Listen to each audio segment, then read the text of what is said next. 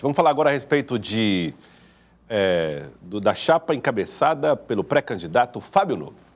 O deputado João Madison declarou apoio aí ao Partido dos Trabalhadores e o MDB, ele é do MDB e o MDB tem um pré-candidato que é Paulo Márcio, né, Erivaldo Barbosa? É verdade, Joelson. Isso aí é com base, segundo o João Madison, conversei também com a deputada Ana Paula, é com base numa decisão que ele revelou hoje pela manhã, tomada na direção do partido. Segundo o João Madison, ele vai falar aí na entrevista, o MDB liberou os deputados para tomar a posição que quiser aqui na eleição de Teresina. Estranho? Pois é.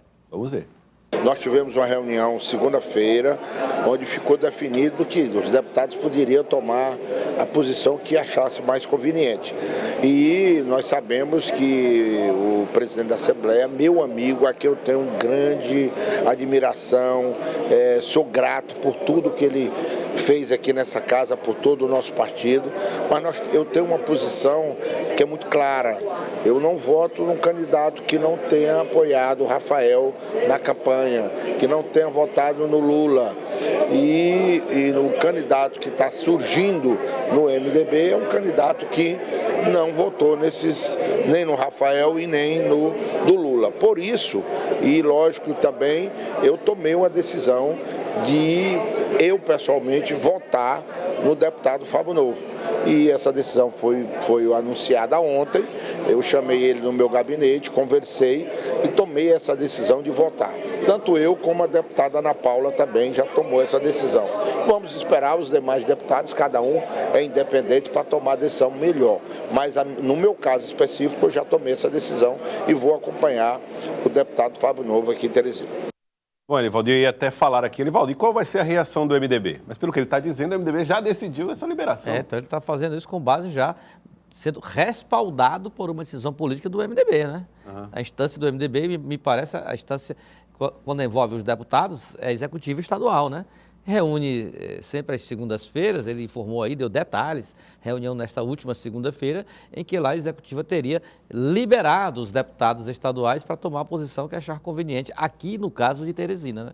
Então o João Madison já escolheu a dele, que não vai seguir o partido, considerando essa perspectiva de lançamento do médico Paulo Márcio como candidato a prefeito da capital.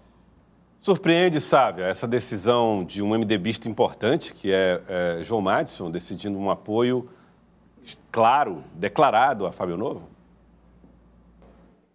Surpreende pelo momento, pelo time. A gente percebe que o grupo do candidato Fábio Novo, eles estão se esforçando para que no evento agora do dia 7 tenha realmente uma série de adesões, é natural, para dar peso, realmente mostrar as credenciais dessa base governista. Então, o apoio de um deputado é muito importante. Agora, a gente sabe o esforço que o vice-governador Temístocles Sampaio tem feito para levar o nome do médico Paulo Márcio, buscando justamente, primeiro, unir o MDB em torno da candidatura majoritária que é defendida. Então, a partir do momento em que um deputado não segue a candidatura majoritária posta pelo partido, já é uma dificuldade a ser enfrentada e também mostra a força do governo, a força desse grupo junto a Fábio Novo para poder justamente trazer esses apoios de membros que têm os seus espaços no governo também e naturalmente tudo isso termina contribuindo, Joelson.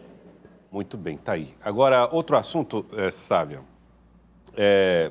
está na sua coluna a informação de que com a decisão do PT, e aí continua falando de PT, que vai ter esse evento no dia 7 de outubro, importante, como disse a Sávia, do lançamento da pré-candidatura de Fábio Novo. Mas como o PT decidiu por Fábio Novo, alguns integrantes, algumas lideranças que apoiariam uma eventual candidatura de Franzé Silva pelo Partido dos Trabalhadores estão buscando abrigos, estão buscando destinos.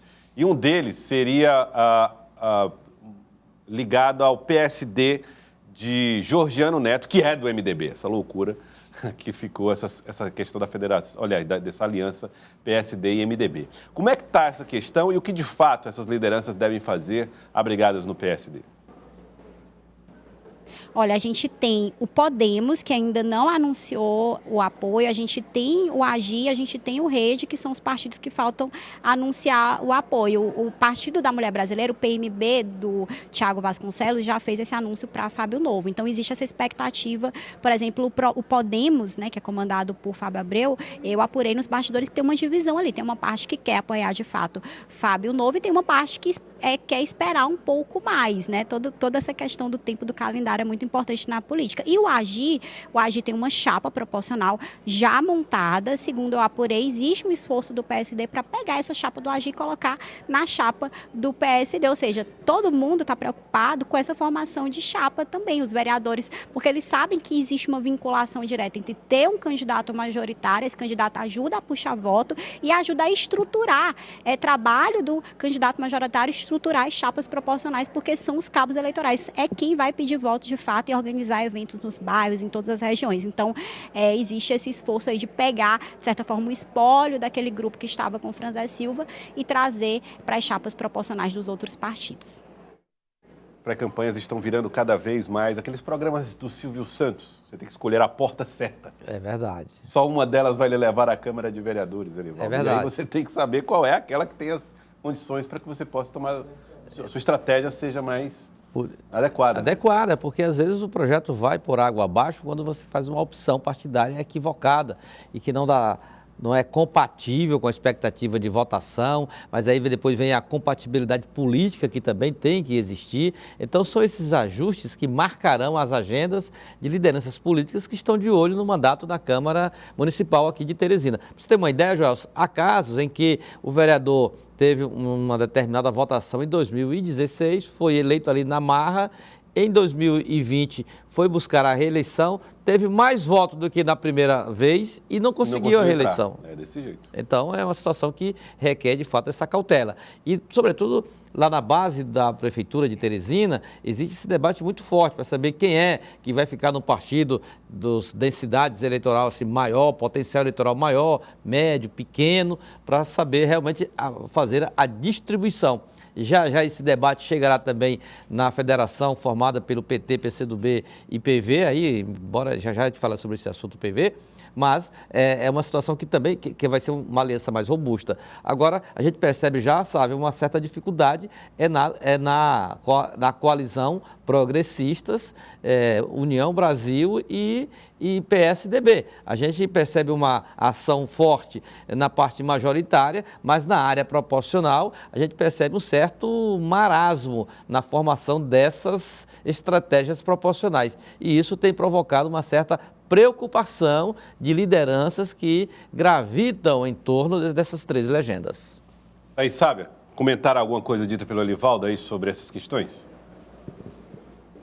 Sempre rende muita coisa. Eu tenho conversado também, Elivaldo, com esses interlocutores ali do Progressistas. Basicamente, a ideia é que o Progressistas tenha uma chapa forte, competitiva e traga todo mundo para fazer que eles chamam de chapão, né? Eleger bastante gente com uma densidade eleitoral maior. Agora, precisa da cauda, ou seja, precisa também daqueles que tenham menos potencial de votos para poder ajudar a contribuir para o quociente eleitoral. Não é fácil esse trabalho e o fato de não ter um candidato majoritário nesse momento termina também prejudicando um pouco, porque como é que você vai formar a chapa se não se sabe ainda quem é o candidato que vai ser defendido? Então existe uma expectativa muito grande de todos os suplentes, vereadores e lideranças que querem chegar a uma das 29 cadeiras na Câmara de Teresina sobre os partidos e as chapas. Essa formação, esse xadrez realmente tão intenso quanto a formação das chapas majoritárias. Verdade. E um ouvinte, um telespectador, o Lira, está lá em Timon, ouvindo a gente, mandou aqui uma mensagem, Elivaldo, dizendo assim: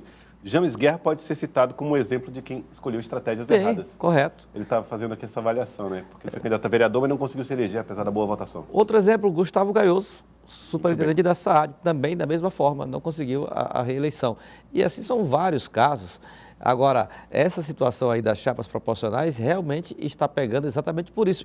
E há exemplos práticos. Na eleição estadual de 2022, nós temos, por exemplo, o caso do que foi candidato Silvio Mendes pelo União Brasil, candidato a governador, mas o partido ao qual ele é filiado e comanda a União Brasil sequer apresentou chapa de candidato a deputado estadual. E de deputado federal não conseguiu fazer nem o quórum mínimo para garantir uma vaga. Os partidos de oposição à época elegeram apenas 2 deputados estaduais, Júlio Arcoverde e o Átila Filho. Elivaldo, quero agradecer. Muito obrigado, Elivaldo. É isso, Joelson. Boa tarde. Sávia também, um prazer tê-la de volta. E até amanhã. Em alto e bom som. Sávia, ótima tarde e até amanhã, hein, Sávia?